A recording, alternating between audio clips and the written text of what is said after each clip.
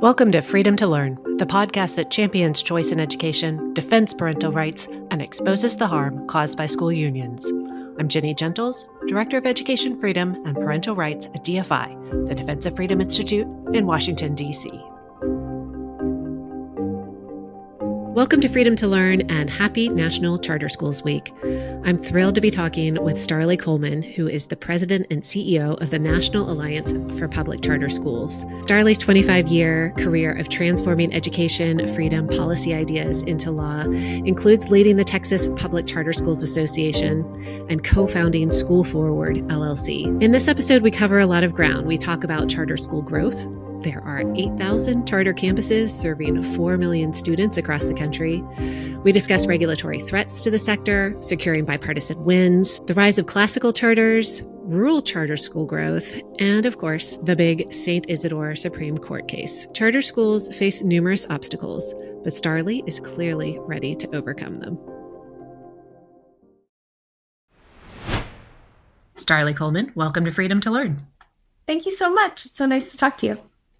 You recently became the president and CEO of the National Alliance for Public Charter Schools, but I want to rewind a little bit and talk a little bit about your history with charter schools. You know, sometimes when I think about how long it's actually been, it surprises even me. So when I was in college in Arizona, I grew up in Arizona, I went to Arizona State, and when I was in college, I had an internship one semester when it was the legislative session in Arizona. And I had an internship at the time for the guy who was the Senate Majority Leader, who had the session before sponsored Arizona's charter law. And they were doing some cleanup and on the law, as happens all the time. And so he assigned some research projects to me. This is like before everybody had like widespread access to the internet. I still don't even remember like how I actually found articles from Minnesota and all of these places. Like, how did we do that? But anyway, so I think that, my first exposure to charters was way back in 1995 and in Arizona. And one of the things that really struck me at the time was I was going through the teacher training program at Arizona State. And I was in my second semester of student teaching, and a little girl came in to drop out of school and to tell me and my sort of mentor teacher that she was dropping out. She was 16 years old. And he said, "Okay, well, good luck." And I was like, what? Good luck? What do you mean good luck? I don't understand what you're saying. And he said, it's just kind of the way that it is. This was in a low income school in Phoenix. And he said, this is just kind of the way that it is. She's the third kid that's dropped out this semester. Whoa. And I knew that day, I can't do that. Like, I don't have the emotional fortitude to like manage that level of, like just the intensity, right? Of dealing with that. So anyway, I left the teaching program. That's why I needed to get an internship to sort of keep my credits on track. And as I learned more about charters and the purpose of charters and who the lawmaker that I was working for at the time was trying to serve, I thought, this is what that little girl needed, was something else. And so basically for 25 years, I've been in and around education freedom, school choice, charter school policy, trying to make it right for little kids. Most recently, you were in Texas, making it right for Texans, and you were the head of the Texas Public Charter School Association, a very effective head. My understanding is that you worked to pass 10 new laws benefiting Texas charter schools, reform or repeal more than 100 state regulations. As you said, this is a constant process. You don't pass a charter law and then you're fine for decades. So Can you give us a sense of what sort of work you were doing in Texas? Yeah, thanks. And thanks for that nice intro. I had fun while I was in that role. Anytime you pass a law, right, things will go wrong and regulations will get passed to implement a law that are not exactly aligned with the statutory intent or with the sort of vision that lawmakers have when they pass a charter law. And in a state like Texas, where there's lots of kids in charter schools, nearly 500,000 kids, lots of charter schools themselves, 1,000 campuses, a lot of stuff goes on in a place where you have a charter community that big, where we have to, of course, make sure that schools are doing right by kids, following the law, being accountable and transparent to taxpayers. and also just making sure that their autonomy is protected, and that the operational structure that they are relying on is strong for them, and that they're not having to spend more time dealing with red tape and bureaucracy than educating kids. And so we had a robust legislative agenda every other year in Texas. That's when the session happens here. Boy, I don't know how these people who have legislative sessions every year manage that. God, I feel so lucky that I only had to do it every other year. The folks in Ohio, I feel like they're never not in a legislative. They're never not in session. Oh my gosh, I know. I don't know. They must just be exhausted. But they also get good things done up there in Ohio, that is for sure. So we had a robust legislative agenda that was really driven around like, how do we make sure that the policy climate is really strong for charter growth, charter autonomy, and freedom and flexibility for charter school leaders. And we had big goals every year, and then we had little stuff that we were working on too. And of course, funding was a big part of that. It's not everything, but you cannot operate schools without it. And so we also did a lot of work around funding. But the regulatory project that you mentioned was probably my favorite thing we did the whole time. We had an opportunity to work hand in hand with our state education agency in Texas to redline the entire code of regulations that applied to charter schools. And when we dug into that project, we found that there were dozens of instances where regulations had been just sort of added up over time to a place where things were on the books that were not related at all to what the statute said that the agency was allowed to do, or things that charters were supposed to be required to do, or whatever. So we were able to repeal dozens of regulations that never should have applied to charters in the first place. And then we were also able, with their really strong partnership, to fix a bunch of stuff that was just costing school leaders a lot of time and a lot of money and a lot of energy to comply with, and made their day not very fun, and like took the focus off of kids, in a way that was never the intent. But, things just add up over time. And so we had a willing partner in the agency, and they were able to come alongside of us and do a ton, just a ton of regulatory rework. And when I think about what will impact the day-to-day for a school leader, even bigger than some of our biggest legislative battles that we had when I was leading that work, it's that regulatory project that made their lives easier. And that is like fundamentally unsexy work. Who wants to look at hundreds of pages of code and redline the code and match things back to statute? Nobody, except wonky people like us.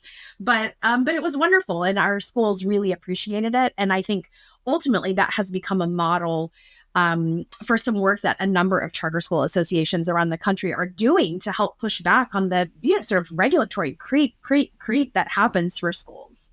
Yeah, and it could happen because you've got charters in place for over 30 years now. So as you said, something might have started as a good intention, a good idea, but 30 years of regulations is going to pile on.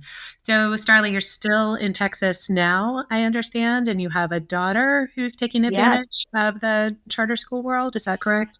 So I am in Texas. I live in Austin, Texas. My daughter is in first grade, and she's on a wait list at a charter school. So we would like to enroll in a school that is near our neighborhood. It's called Valor, Valor Classical Schools. She, like thousands of children, are on the wait list for that particular campus. And I was talking to somebody about this recently, that, there's all these people that say that charter schools that sort of pick and choose their kids and like cherry pick the best and don't follow all the rules on the random lotteries. And let me tell you, if the president and CEO of the National Alliance for Public Charter Schools cannot get their kid into a charter school, like there's probably not a whole lot of gaming of the system going on. Yeah, it's a lottery, guys. Let's be really clear about this. And those waiting lists are a reality. We're going to have to keep having conversations in the future, Starlee, because I think that classical charter movement is something that more folks need to be aware of and excited about. Can I tell you something about that? So we have this really interesting feature in the Texas law that passed in 2019. There's a debate, right, about whether or not charter schools really have waiting lists. Like, some people say that is not really a thing, that's like made up by the charter community because we want to get more money so we can build more schools. Okay. So in 2019, a law in Texas passed that requires every charter school to report the names of the children who did not get selected in their lottery. The state takes all of that information, compiles it, and creates a deduplicated wait list number for the entire state. And over the last couple of years, they've released more and more interesting data related to the waitlist numbers in Texas. And I will tell you, the campuses with the single biggest waitlists are classical schools. When you look at all of that together, right, the classical school waitlist in Texas would create one of the largest school districts in America. So that is how much demand there is for classical education. And what's even more fascinating about that is demand is increasing, like surging for classical schools among low-income Latino parents. So it is a super fascinating topic, I think worth lots of discussion, because people get a picture in their mind of like who goes to a charter school and why they're going to a charter school and what the charter community can offer certain segments or demographics of student populations, and we have it wrong. And like one of the ways that I know that, like this sort of picture that we have in our mind, is because of this detailed level of information, like demographic demand information that we never would have had in Texas until that law passed in 2019. The schools grumbled about the law being passed, like, hey, there's one more thing I have to comply with, but it has become one of the most powerful tools that we have to understand our community, understand where growth it needs to happen, and also to understand what parents want.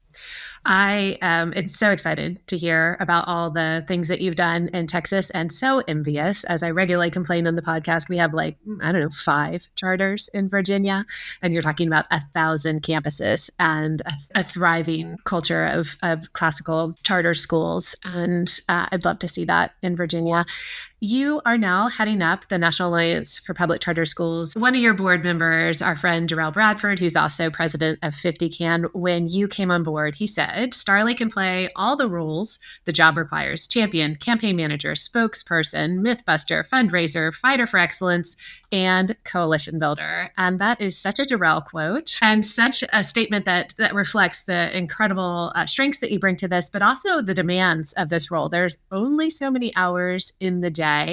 So how are you setting your priorities for the Alliance? The work of the Alliance is sort of, let's call it twofold. Federal policy, of course, is important. So making sure that the federal regulatory structure and the federal policy climate is strong for charters is important. We are the single organization that leads the work around protecting, improving, and increasing the funding in the federal charter schools program. Tiny little niche thing, but it is incredibly important and valuable to our schools. And so we take our work there really seriously. And then, of course, you like the stuff we were talking about in Texas with the regulatory structure, regulations just sort of pile up and things change over time. And then we end up with a law and a program now that is just incredibly complex for states and for schools to comply with. It's just a very, very, very complicated grant program. So one of our big priorities this year is to make as much progress as we can in rolling back some of that red tape and increasing the flexibility in the program. It could be so much more helpful to the schools that we are trying to help with that program, like new schools and schools that are growing. But the compliance burden is really high for those schools and for the states that apply for the grant funding that they send out. So that's a huge priority for us. We also do work in the states. The vast majority of charter policy is set at the state level. And when I think about how can we improve the climate for growth and autonomy and increase funding for charter schools, that's at the state level largely. Yes, what we are doing at the federal level is very important, and it matters a lot to the schools that get supported through the CSP. But the work at the state level to increase the number of states that have really strong charter laws on the books. Virginia is one of them that does not have a good and strong charter law. And we need to fix that. The Alliance works in the states where charter law has not yet passed. We just passed a law in North Dakota for the first time this year, a couple of weeks ago. So it's exciting. And then we are increasingly looking at the states where the charter law is weak and where a thriving charter community has not yet had the chance to develop because the law is not good. So increasingly spending time there. I will say, and I don't know if this is on your list of questions, but we have a long list of things that we would love to do to make the policy climate stronger for charters and for families and for school leaders and little kids.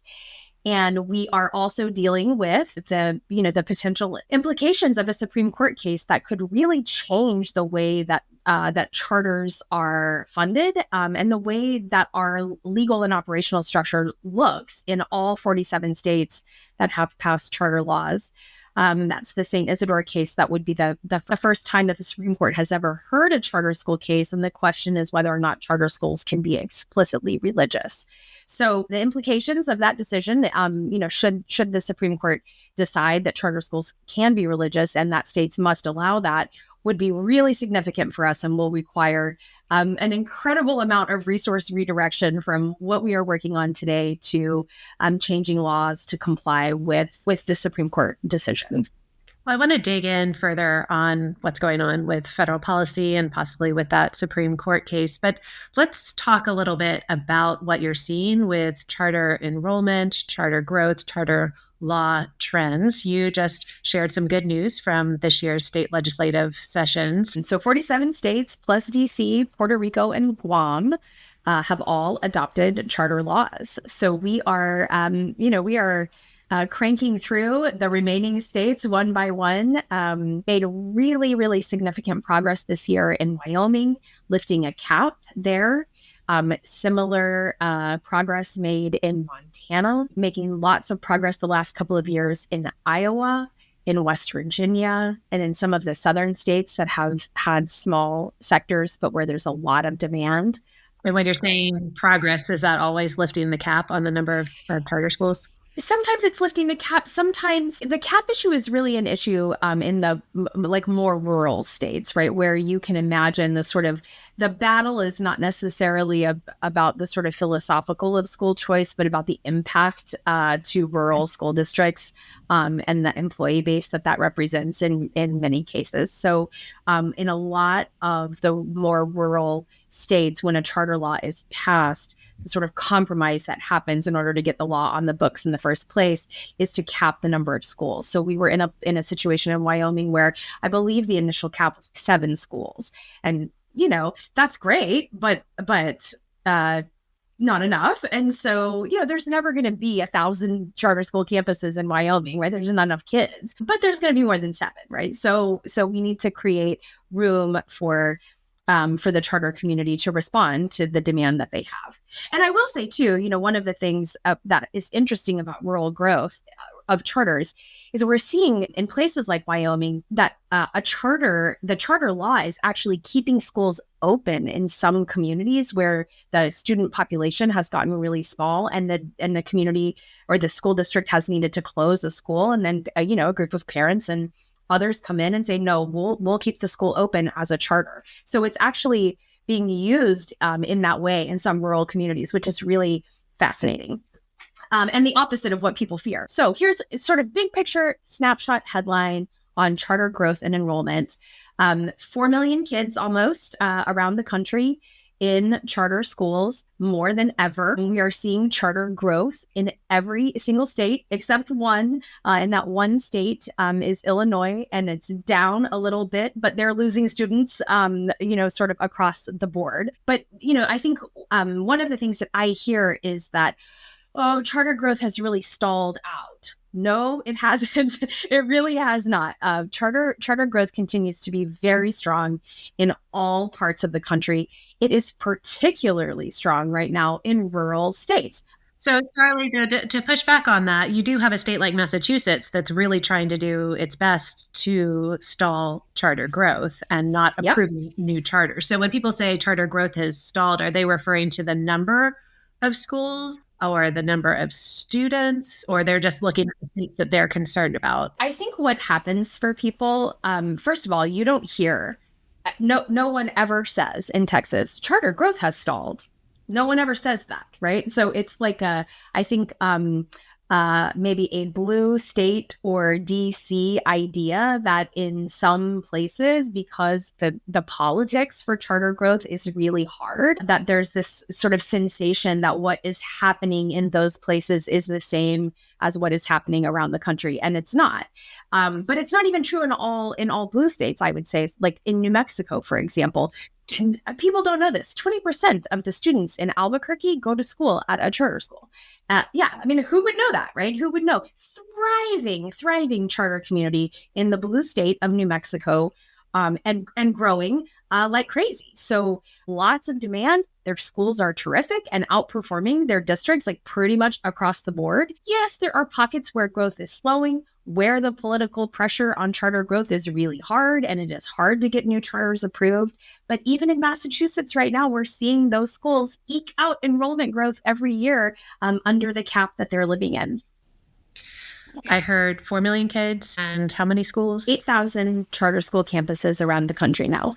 Okay, so 8,000 schools, 47 states. This does sound like a thriving sector to me. I do think, as much as you're saying the growth has not been thwarted for the most part, there have been efforts at the federal government level to thwart charter growth, to slow growth. And we definitely saw that during the last administration. So I'd love to dig in a little bit on what you're seeing, some of the biggest federal policy barriers the charter schools are facing right now. And I'd love to know if the concerns about what happened during the Biden administration have been addressed. To be honest, I think right now, when we look at the way the Trump administration is approaching school choice and charter school issues, like we're not really seeing any new barriers on the horizon for charter growth coming from the federal level on charter policy specifically.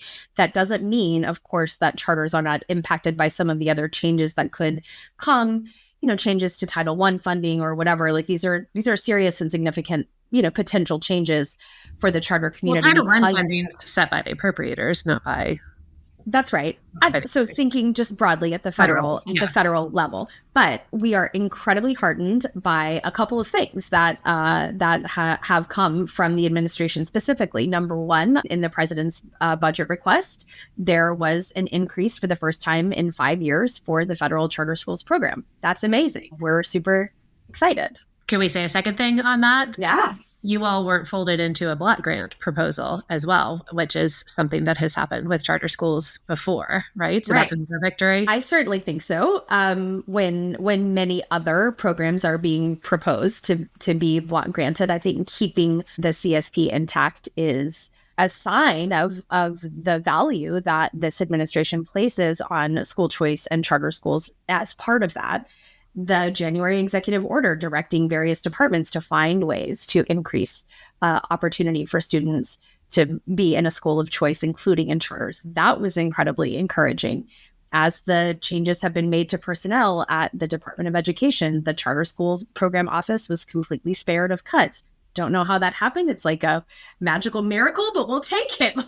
We are in a moment where we feel like the administration, the president campaigned on school choice as part of his K-12 education agenda.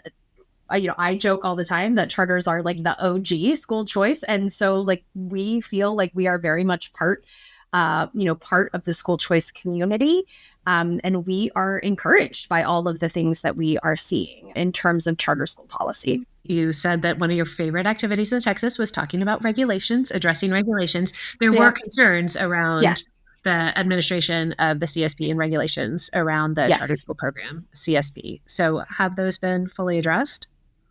Not fully. So here's where we are with that. So a couple of years ago, the Biden administration department imposed a whole bunch of new regulations on the CSP, which just sort of doubled down on how complicated that program already is to administer and to comply with and to qualify for the funds. In January, the new administration said that they would not move forward with the grant competitions in 2025 using the previous rules. So they were going to go back to the rules that had been in place previously that are more tightly aligned with federal CSP statutory language. Huge, right? That is a huge regulatory burden lift for charters that are trying to apply for the funds and for states and organizations that are trying to administer some grants.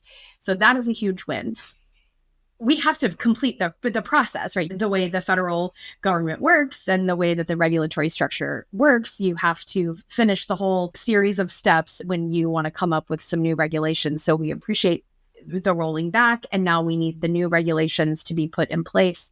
We'll have to go through a process on that. Obviously, we anticipate that working through this Department of Education will be much more collaborative and productive. So we are looking forward to that process. Currently, we have 2 bills that we anticipate being introduced in the next couple of weeks. And a third, I don't know, maybe in June, that will take a look at the statute, some of the underlying challenges in the statute that make the program so complicated, and fixing some of that. So, we know that there will be some regulatory work that we have to do this year to complete the process of changing the regulations that are on the books now, but we hope that we will have the opportunity by changing the underlying statute through legislation in the House and the Senate, that we'll have another crack at the regulatory structure, which will be like a much more significant rolling back of red tape.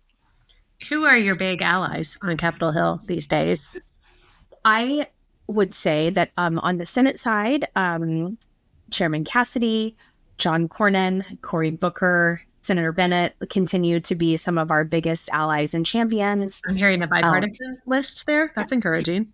Yeah. This is one of the other things that I think is so interesting. I mean, charters have remained robustly bipartisan at the federal and the state level. Are you sure? So I'm sure, with the exception of some administrations, right? Like we, that is true. But generally speaking, when it comes to legislative work, we typically see pretty good bipartisan support. So on the House side, Representative Kiley has emerged as just an incredibly strong champion for the charter community. I interviewed him on an earlier Freedom to Learn podcast and was blown away by his knowledge of what's going on in the charter sector, specifically in California. But of course, he also knows what's happening nationwide due to his role as the K-12 subcommittee chair. So that's wonderful if you've got an ally. Congressman Kyle. He's awesome. Yeah. He's so great. And he's, really great in hearings. So he's really great. Tom Cole, Chairman Cole, has been also a very strong ally for the charter community through years of appropriations fights. Just so very helpful. And can I just call out one delegation from one state in particular as just sort of overall, the delegation from Hawaii, all Democrats, right? Like so incredibly helpful to the charter community, sponsoring bills, helping with regulatory lift. I mean, they're awesome. And I think it's because they see, right, in their own state, like the value that charters bring to their local communities. So, we are, we have support from all over the political spectrum, including some folks that are in the more progressive caucus, and then of course the Freedom Caucus folks. So I just feel like that's a gift that we get, and also a responsibility to hold, right, the ability to keep charters bipartisan. Well, as we're celebrating National Charter School Week, you're also celebrating the 30th anniversary of the charter school program, the first grant award. I'm wondering, what are charter schools going to look like in 10 years in your mind? Like, what's your moonshot vision for the charter sector, for the charter school program 10 years from now? The demand for classical schools tells me that while there is interest from parents and certainly policymakers and the sort of donor community in the idea of like unbundling education and kids being able to do a la carte stuff, when parents are given choices, still today, the vast majority of parents are picking one school, right? They want their kid to go to a school one school where they know they're going to get a really solid education. And so 10 years from now, do things look too much different than they do today? I don't know. But I will tell you what I hope happens is that we can continue to create and strengthen the bipartisan working together that, whether or not lawmakers support private school choice is like over here. Okay, right? Whatever. But there's no question that the idea that parents are just going to accept the school that the government assigns to them, that is like such an old idea.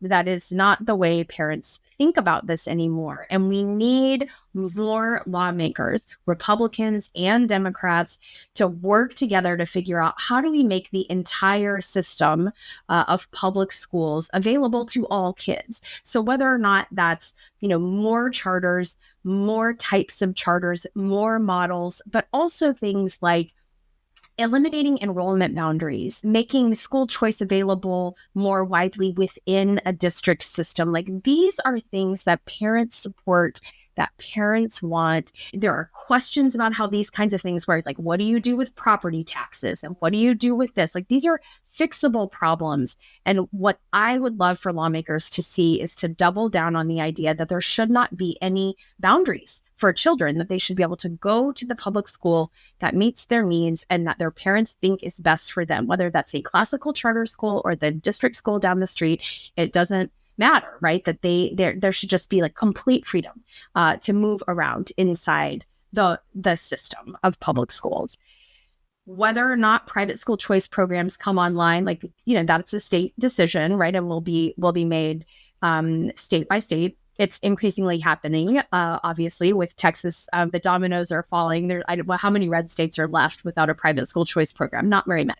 I think that Texas was the last red and the last southern, and now you have over half of the students in the country eligible for a private school choice program. Yeah. I mean,